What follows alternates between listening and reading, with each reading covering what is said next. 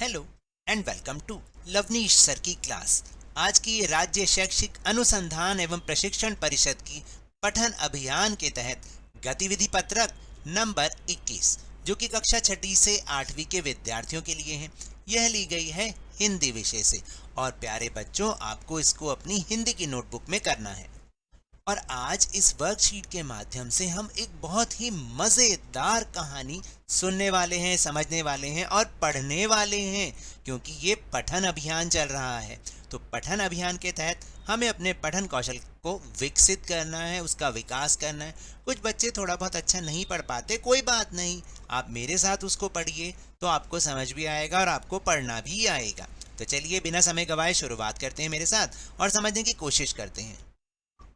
कहानी कछुआ और खरगोश।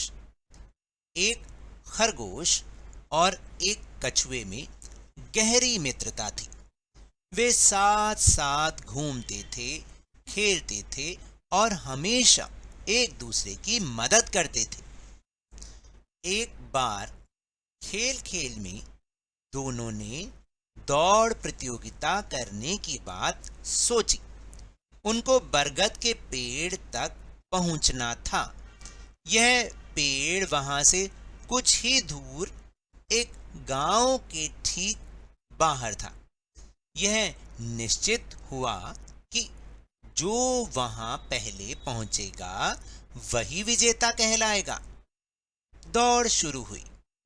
खरगोश जो कि खूब तेज दौड़ता था और उछल उछल कर चलता था, बड़ी तेजी से आगे निकल गया। कछुआ अपनी आदत के अनुसार चल रहा था, एकदम धीरे धीरे। कुछ देर दौड़ने के बाद खरगोश ने पीछे मुड़कर देखा तो उसे कछुआ दूर तक कहीं दिखाई नहीं दिया। पास में ही एक ऊंचा घना पेड़ था। धीमी धीमी हवा चल रही थी। खरगोश ने सोचा कि थोड़ा सुस्ता लेता हूं, फिर जल्दी से आगे बढ़ जाऊंगा। कछुए को तो यहां तक पहुंचने में अभी देर लगेगी। यह सोचकर वह पेड़ के नीचे लेट गया। ठंडी हवा ने उसे झटपट सुला दिया। उधर कछुआ धीरे धीरे पेड़ की ओर बढ़ता जा रहा था। खरगोश काफी देर तक सोता रहा। जैसे ही उसकी आंख खुली वह बरगद के पेड़ की ओर भागा। देखो ये और नहीं है, कई बच्चे इसको और पढ़ते हैं, ये और है यानी उसकी तरफ।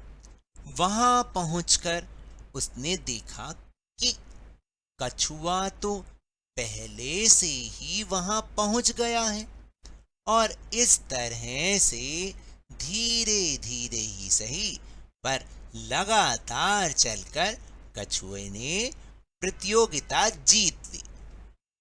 तो प्यारे बच्चों, आपको कहानी कैसी लगी? अच्छी लगी ना? इससे हमें बहुत सीख भी मिलती है कि हम काम धीरे धीरे करें लेकिन लगातार करते रहें, आलस ना करें, तो हम उस काम को पूरा ही कर लेते हैं। चलिए अब इस गतिविधि पत्रक पर आधारित कुछ और गतिविधियां हैं जिन्हें हम करने का प्रयास करते हैं। तो पहली गतिविधि है कि इस कहानी को अच्छी तरह पढ़कर आप अपने परिवार के सदस्यों को सुनाइए। सुनाएंगे ना? कठिन शब्दों की सूची बनाइए एवं उनका उचित उच्चारण कीजिए। देखिए मुझे जो कठिन शब्द लगे वो मैंने यहाँ लिखे। आपको भी कोई कठिन शब्द दिखता है तो आप उसको इस सूची में डालें और उसका उच्चारण अगर नहीं करना आता तो अपने शिक्षक शिक्षिका या माता पिता या घर में जो बड़े हैं उनसे इनकी सहायता ले सकते हैं। जैसे प्रतियोगिता, कई बच्चे नहीं पढ़ पाते। निश्चित, विजेता, अनुसार, लगातार, है ना? और भी कई सारे शब्द हैं जिनको आप यहाँ लिख सकते हैं। दूसरा प्रश्न है कि कहानी में एक जगह आया है कि धीमी धीमी हवा चल रही थी। क्या हवा चलने की आवाज को आप महसूस कर पाते हैं? आपको कैसे पता चलता है कि हवा चल रही है? एक वाक्य में लिखिए। तो देखिए उसकी आवाज़ तो नहीं हमें पता चलती ना, जब वो बहुत तेज चलती है जब भी पता चलती है। तो हवा चलने पर क्या होता है, हमें आनंद का अनुभव होता है और हमारे बाल भी तो उड़ते हैं। तो इससे हमें पता चलता है कि हवा चल रही है ना। प्रश्न 3 या गतिविधि नंबर 3, आप अपने माता या पिता के साथ बाजार जाते हैं ना।